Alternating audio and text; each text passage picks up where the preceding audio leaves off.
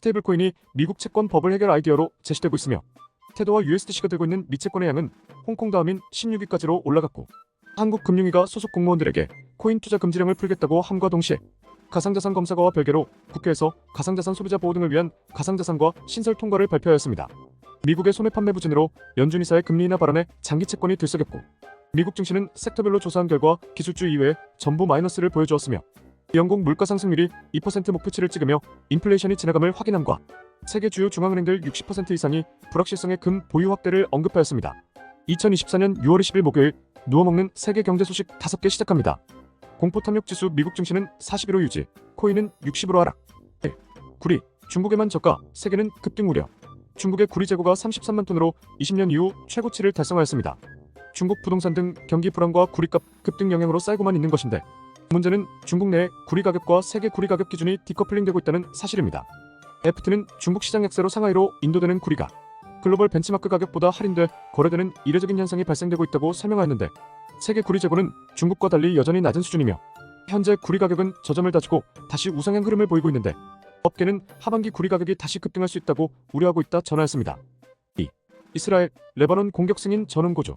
레바논의 시아파 무장단체 헤즈볼라가 이스라엘에 대한 무력 공세를 강화하는 가운데 이스라엘군이 레바논 공격 계획을 승인하며 헤즈볼라와의 전면전 가능성을 시사하였습니다.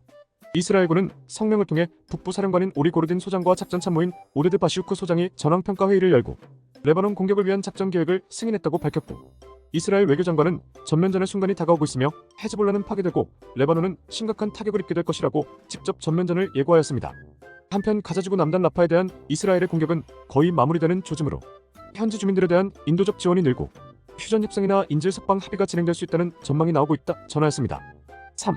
ESS 시장 전기차보다 커진다. 재생에너지 발전이 확대되면서 에너지 저장 필요성으로 ESS 저장장치 시장이 전기차보다 커질 것이란 분석이 나왔습니다. ESS는 전력 수요가 크지 않을 때 남는 전력이나 재생에너지로 생산한 전력을 저장했다가 전력 수요가 급증할 때 사용할 수 있다는 장점을 갖고 있는데 독일 미넨에서 열린 유럽 인터배터리 전시회에서 삼성 SDI는 컨테이너 박스용 에너지 저장장치 ESS를 선보였고 LG에너지솔루션은 LFP셀을 적용한 첫 주택용 ESS 제품을 선보였습니다. 블룸버그는 세계 ESS 시장을 21년 15.2조 원에서 30년 362.1조 원 규모로 성장할 것으로 예측하였으며 현재까지 북미나 유럽의 ESS 배터리 시장은 중국이 장악하고 있었지만 이번 관세 조치 등으로 한국산의 수요가 커질 것으로 전망된다 밝혔습니다. 4. 북러 한쪽 침공당하면 상호 지원 명시. 북한의 김정은과 러시아 푸틴 대통령이 한쪽이 침공당할 경우 상호 지원을 제공한다는 포괄적 전략 동반자 협정에 서명한 것을 놓고 소련 붕괴와 냉전 종식 이래 양국이 가장 강력하게 밀착했다는 신호라고 외신은 평가하였습니다.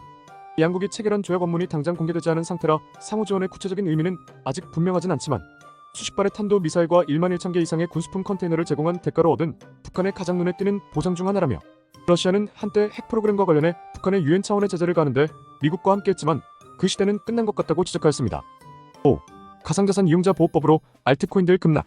오는 7월 19일 가상자산 이용자 보호법의 시행을 앞두고 당국의 취침 아래 가상자산 거래소들이 기존에 거래되고 있던 가상자산에 대한 거래 지원 유지 심사를 시행하기로 하면서 일부 알트코인의 상폐 얘기가 나오며 한국코인 거래소에서 코인들의 급락 분위기가 나왔습니다. 해당 보호법에는 NFT의 가상자산 판단 기준, 상장 가이드라인 등 여러 기준이 제시되는데 점점 거래하기가 힘들어지는 가상화폐 시장 상황에서 해외로 떠나는 자금이 많을 것으로 예견된다 전하였습니다.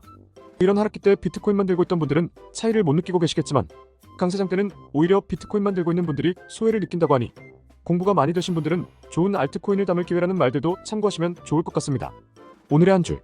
스테이블코인이 미국 채권 버블 해결 아이디어로 제시되고 있으며 테더와 USDC가 들고 있는 미채권의 양은 홍콩 다음인 16위까지로 올라갔고 한국금융위가 소속 공무원들에게 코인 투자 금지령을 풀겠다고 함과 동시에 가상자산 검사과와 별개로 국회에서 가상자산 소비자 보호 등을 위한 가상자산과 신설 통과를 발표하였습니다.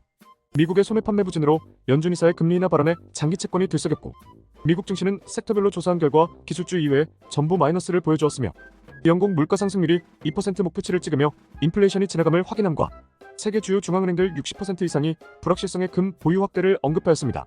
10월의 어원은 성관계를 뜻하는 10이라는 단어에서 가족이랑 10을 하리라는 의미로 파생되어 나온 좋지 않은 단어라고 하니 쓰시더라도 생각이 들어 한 번씩은 참아내며 좋은 대화가 되시길 바라겠습니다. 매일 누워먹는 경제 소식을 듣고 싶으시다면 구독, 좋아요 부탁드리겠습니다. 감사합니다.